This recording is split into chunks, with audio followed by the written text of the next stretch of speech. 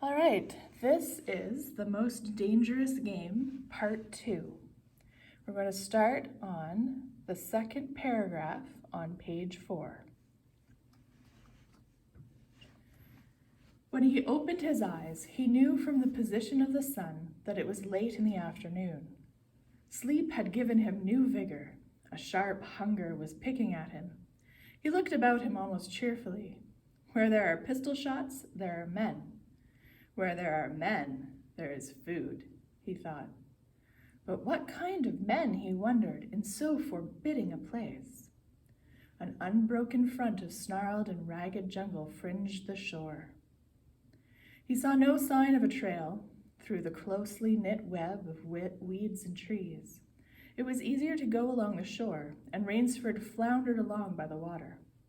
Not far from where he landed, he stopped. Some wounded thing, by the evidence a large animal, had thrashed about in the underbrush. The jungle weeds were crushed down, and the moss was lacerated.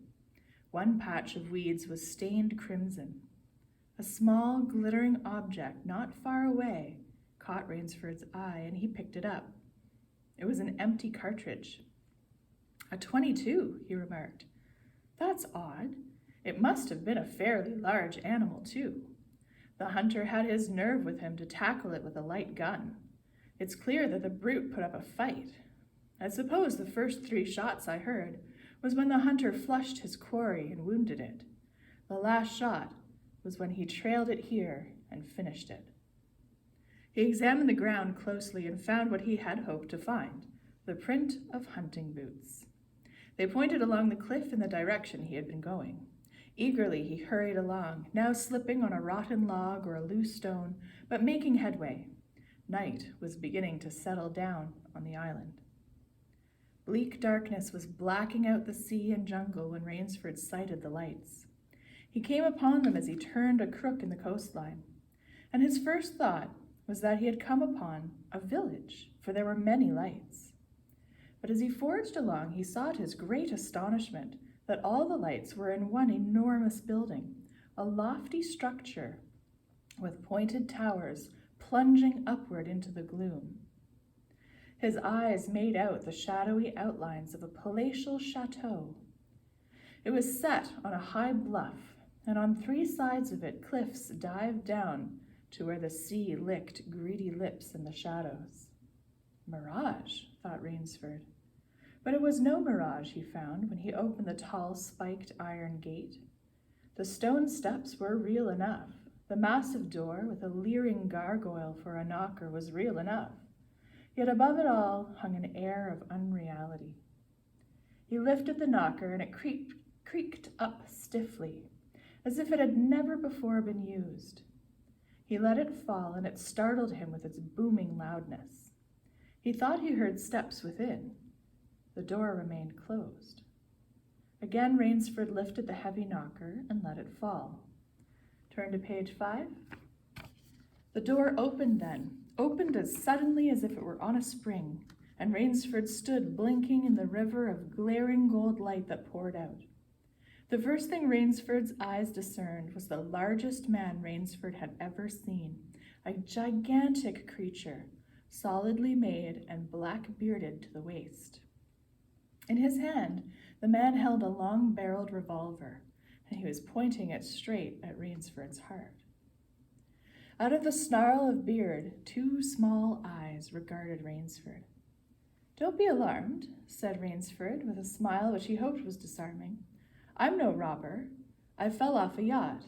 My name is Sandra Rainsford of New York City." The menacing look in the eyes did not change, the revolver pointing as rigidly as if the giant were a statue. He gave no sign that he understood Rainsford's words, or that he had even heard them. He was dressed in uniform, a black uniform trimmed with gray astrakhan. "I'm Sandra Rainsford of New York," said Rainsford. "I fell off a yacht. I am hungry." The man's only answer was to raise with his thumb the hammer of his revolver. Then Rainsford saw the man's free hand go to his forehead in a military salute, and he saw him click his heels together and stand at attention. Another man was coming down the broad marble steps, an erect, slender man in evening clothes. He advanced to Rainsford and held out his hand. In a cultivated voice marked by a slight accent that gave it added precision and deliberateness, he said, "It is a very great pleasure and honor to welcome Mr. Sanger Rainsford, the celebrated hunter, to my home."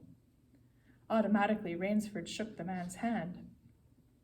"I've read your book about hunting snow leopards in Tibet, you see," explained the man. "I am General Zaroff." Rainsford's first impression was that the man was singularly handsome. His second was that there was an original, almost bizarre quality about the general's face. He was a tall man, past middle age, for his hair was a vivid white, but his thick eyebrows and pointed military mustache were as black as the night from which Rainsford had come. His eyes, too, were black and very bright. He had high cheekbones, a sharp-cut nose, a spare, dark face, the face of a man used to giving orders, the face of an aristocrat.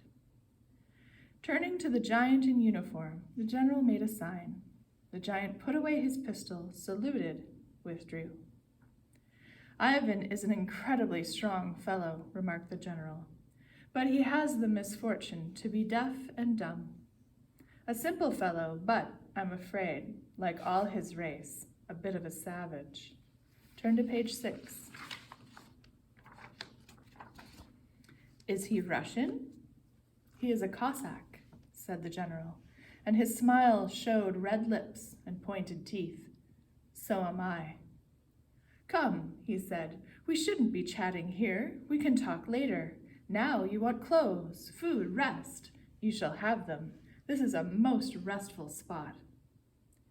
Ivan had reappeared, and the general spoke to him with lips that moved, but gave forth no sound. "Follow Ivan, if you please, Mr. Rainsford," said the general. "I was about to have my dinner when you came. I'll wait for you. You'll find that my clothes will fit you, I think." It was to a huge, beam-ceilinged bedroom with a canopied bed big enough for 6 men that Rainsford followed the silent giant. Ivan laid out an evening suit, and Rainsford, as he put it on, noticed that it came from a London tailor who ordinarily cut and sewed for none below the rank of duke. The dining room to which Ivan conducted him was in many ways remarkable. There was a medieval magnificence about it. It suggested a baronial hall of feudal times, with its oaken panels, its high ceiling, its vast refectory tables, where 20 men could sit down to eat. About the hall were mounted heads of many animals: lions, tigers, elephants, moose, bears, larger or more perfect specimens Rainsford had never seen. At the great table, the general was sitting alone. "You'll have a cocktail, Mr. Rainsford," he suggested. The cocktail was surpassingly good, and, Rainsford noted, the table appointments were of the finest: the linen, the crystal, the silver, the china. They were eating borscht, the rich red soup with whipped cream so dear to Russian palates. Half apologetically, General Zaroff said, "We do our best to preserve the amenities of civilization here. Please forgive any lapses. We are well off the beaten track, you know. Do you think the champagne has suffered from its long ocean trip?" "Not in the least," declared Rainsford. He was finding the general a most thoughtful and affable host, a true cosmopolite. But there was one small trait of the general's that made Rainsford uncomfortable. Whenever he looked up from his plate, he found the general studying him, appraising him narrowly. "Perhaps," said General Zaroff, "you were surprised that I recognized your name. You see, I read all books on hunting, published in English, French, and Russian. I have but one passion in my life, Mr. Rainsford, and it is the hunt." "You have some wonderful heads here," said Rainsford as he ate a particularly well-cooked filet mignon. "That Cape buffalo is the largest I ever saw." Turn to page 7. Oh, that fellow. Yes, he was a monster. Did he charge you? Hurled me against a tree, said the general. Fractured my skull. But I got the brute. I've always thought, said Rainsford, that the Cape buffalo is the most dangerous of all big game. For a moment the general did not reply. He was smiling his curious red-lipped smile. Then he said slowly, "No, you are wrong, sir. The Cape buffalo is not the most dangerous big game." He sipped his wine. "Here, in my preserve, on this island," he said in the same slow tone, "I hunt more dangerous game." Rainsford expressed his surprise. "Is there big game on this island?" The general nodded. "The biggest." "Really?" "Oh, it isn't here naturally, of course. I have to stock the island." "What have you imported, General?" Rainsford asked. "Tigers?" The general smiled. "No," he said. "Hunting tigers ceased to interest me some years ago. I exhausted their possibilities, you see. No thrill left in tigers, no real danger. I live for danger, Mr. Rainsford." The general took from his pocket a gold cigarette case and offered his guest a long black cigarette with a silver tip. It was perfumed and gave off a smell like incense. "We will have some capital hunting, you and I," said the general. "I shall be most glad to have your society." "But what game?" began Rainsford.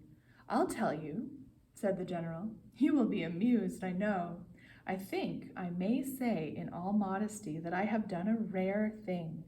I have invented a new sensation. May I pour you another glass of port?" "Thank you, General." The general filled both glasses and said, "God makes some men poets. Some he makes kings, some beggars. Me, he made a hunter. My hand was made for the trigger," my father said. He was a very rich man with 250,000 acres in the Crimea, and he was an ardent sportsman. When I was only 5 years old, he gave me a little gun. Turn to page 8. Specially made in Moscow for me to shoot sparrows with. When I shot some of his prize turkeys with it, he did not punish me. He complimented me on my marksmanship. I killed my first bear in the Caucasus when I was 10.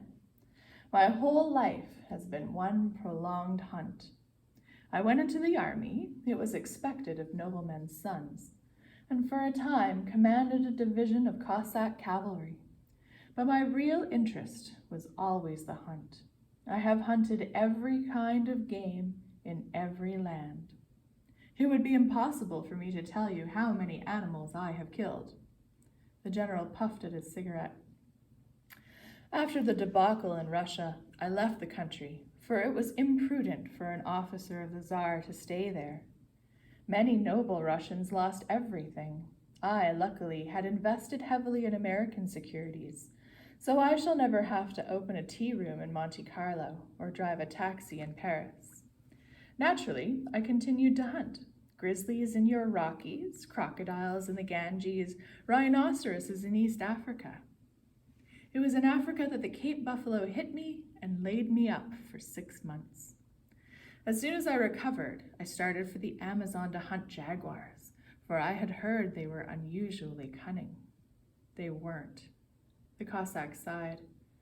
They were no match at all for a hunter with his wits about him and a high-powered rifle. I was bitterly disappointed. I was lying in my tent with a splitting headache one night when a terrible thought pushed its way into my mind. Hunting was beginning to bore me. And hunting, remember, had been my life. I have heard that in America, businessmen often go to pieces when they give up the business that has been their life. Yes, that's so, said Rainsford. The general smiled. I had no wish to go to pieces, he said. I must do something. Now, mine is an analytical mind, Mr. Rainsford. Doubtless that is why I enjoy the problems of the chase. No doubt, General Zaroff. So, continued the general, I asked myself why the hunt no longer fascinated me. You are much younger than I am, Mr. Rainsford, and have not hunted as much, but you perhaps can guess the answer. What was it? Simply this: hunting has ceased to be what you call a sporting proposition. It had become too easy. I always got my quarry, always. There is no greater bore than perfection. The general lit a fresh cigarette. No animal had a chance with me anymore. That is no boast. It is a mathematical certainty. The animal had nothing but his legs and his instinct. Instinct is no match for reason. When I thought of this, it was a tragic moment for me, I can tell you. Turn to page 9. Rainsford leaned across the table, absorbed in what his host was saying. It came to me as an inspiration what I must do, the general went on. And that was... The general smiled the quiet smile of one who has faced an obstacle and surmounted it with success. I had to invent a new animal to hunt, he said. A new animal? You're joking. Not at all, said the general. I never joke about hunting. I needed a new animal. I found one. So I bought this island, built this house, and here I do my hunting. The island is perfect for my purposes. There are jungles with a maze of trails in them, hills, swamps. But the animal, General Zaroff. Oh, said the general, it supplies me with the most exciting hunting in the world. No other hunting compares with it for an instant. Every day I hunt, and I never grow bored now, for I have a quarry with which I can match my wits. Rainsford's bewilderment showed in his face. I wanted the ideal animal to hunt, explained the general. So I said, what are the attributes of an ideal quarry? And the answer was, of course, it must have courage, cunning, and above all, it must be able to reason. But no animal can reason, objected Rainsford. My dear fellow, said the general, there is one that can. But you can't mean, gasped Rainsford. And why not? I can't believe you are serious, General Zaroff. This is a grisly joke. Why should I not be serious? I am speaking of hunting. Hunting? Great guns, General Zaroff. What you speak of is murder. The general laughed with entire good nature. He regarded Rainsford quizzically. I refuse to believe that so modern and civilized a young man as you seem to be harboring romantic ideas about the value of human life. Surely your experiences in the war did not make me condone cold-blooded murder, finished Rainsford stiffly. Turn to page 10. Laughter shook the general. How extraordinarily droll you are, he said. One does not expect nowadays to find a young man of the educated class, even in America, with such a naive and, if I may say so, mid-Victorian point of view. It's like finding a snuff box in a limousine. Ah, well, doubtless you had Puritan ancestors. So many Americans appear to have had. I'll wager you'll forget your notions when you go hunting with me. You've a genuine new thrill in store for you, Mr. Rainsford. Thank you, I'm a hunter, not a murderer. Dear me, said the general, quite unruffled. Again, that unpleasant word. But I think I can show you that your scruples are ill-founded. Yes? Life is for the strong, to be lived by the strong, and, if needs be, taken by the strong. The weak of the world were put here to give the strong pleasure. I am strong. Why should I not use my gift? If I wish to hunt, why should I not? I hunt the scum of the earth, sailors from tramp ships, Lascars, blacks, Chinese, whites, mongrels. A thoroughbred horse or hound is worth more than a score of them. But they are men, said Rainsford hotly. Precisely, said the general. That is why I use them. It gives me pleasure. They can reason, after a fashion, so they are dangerous. But where do you get them? The general's left eyelid fluttered down in a wink. This island is called Shiptrap, he answered. Sometimes an angry god of the high seas sends them to me. Sometimes, when Providence is not so kind, I help Providence a bit. Come to the window with me. Rainsford went to the window and looked out toward the sea. Watch, out there, exclaimed the general, pointing into the night. Rainsford's eyes saw only blackness, and then, as the general pressed a button, far out to sea, Rainsford saw the flash of lights. The general chuckled. They indicate a channel, he said, where there's none. Giant rocks with razor edges crouch like a sea monster with wide open jaws. They can crush a ship as easily as I crush this nut. He dropped a walnut on the hardwood floor and brought his heel grinding down on it. Oh, yes, he said casually, as if in answer to a question. I have electricity. We try to be civilized here. Civilized? And you shoot down men? Turn to page 11. A trace of anger was in the general's black eyes, but it was there for but a second, and he said in his most pleasant manner, Dear me, what a righteous young man you are. I assure you, I do not do the thing you suggest. That would be barbarous. I treat these visitors with every consideration.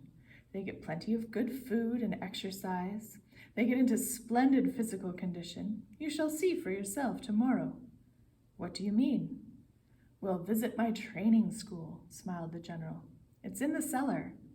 I have about a dozen pupils down there now. They're from the Spanish bark, the San Lucar. That had the bad luck to go out on the rocks out there. A very inferior lot, I regret to say. Poor specimens, and more accustomed to the deck than to the jungle. He raised his hand, and Ivan, who served as waiter, brought thick Turkish coffee. Rainsford, with an effort, held his tongue in check. It's a game, you see, pursued the general blandly. I suggest to one of them that we go hunting. I give him a supply of food, an excellent hunting knife. I give him 3 hours' start. I am to follow, armed only with a pistol of the smallest caliber and range. If my quarry eludes me for 3 whole days, he wins the game. If I find him, the general smiled, he loses. Suppose he refuses to be hunted. Oh, said the general, I give him his option, of course. He need not play that game if he doesn't wish to. If he does not wish to hunt, I turn him over to Ivan. Ivan once had the honor of serving as official nouter to the great white Tsar, and he has his own ideas of sport. Invariably, Mr. Rainsford, invariably, they choose the hunt. And if they win? The smile on the general's face widened. To date, I have not lost, he said. Then he added hastily, I don't wish you to think me a braggart, Mr. Rainsford. Many of them offer only the most elementary sort of problem. Occasionally I strike a Tartar. One almost did win. I eventually had to use the dogs. The dogs? This way, please. I'll show you. The general steered Rainsford to a window. The lights from the windows sent a flickering illumination that made grotesque patterns on the courtyard below, and Rainsford could see moving about a dozen or so huge black shapes. As they turned toward him, their eyes glittered greenly. Turn to page 12. A rather good lot, I think, observed the general. They are let out at 7 every night. If anyone should try to get into my house or out of it, something extremely regrettable would occur to him. He hummed a snatch of song from the Folies Bergère. And now, said the general, I want to show you my new collection of heads. Will you come with me to the library? I hope, said Rainsford, that you will excuse me tonight, General Zaroff. I'm really not feeling well. Ah, indeed? The general inquired solicitously. Well, I suppose that's only natural, after your long swim. You need a good, restful night's sleep. Tomorrow you'll feel like a new man, I'll wager. Then we'll hunt, eh? I've one rather promising prospect." Rainsford was hurrying from the room. "Sorry you can't go with me tonight," called the general. "I expect rather fair sport, a big, strong black. He looks resourceful. Well, good night, Mr. Rainsford. I hope you have a good night's rest." The bed was good, and the pajamas of the softest silk, and he was tired in every fiber of his being. But nevertheless, Rainsford could not quiet his brain with the opiate of sleep. He lay, eyes wide open. Once he thought he heard stealthy steps in the corridor outside his room. He sought to throw open the door. It would not open. He went to the window and looked out. His room was high up in one of the towers. The lights of the chateau were out now, and it was silent and dark. But there was a fragment of sallow moon, and by its wan light he could see, dimly, the courtyard. There, weaving in and out of the pattern of shadow, were black, noiseless forms. The hounds heard him at the window and looked up expectantly with their green eyes. Rainsford went back to bed and lay down. By many methods he tried to put himself to sleep. He had achieved a doze when, just as morning began to come, he heard, far off in the jungle, the faint report of a pistol. And that's the end of part 2. So you need to get your assignment and answer questions 3 and 4 on the most dangerous game assignment number 2.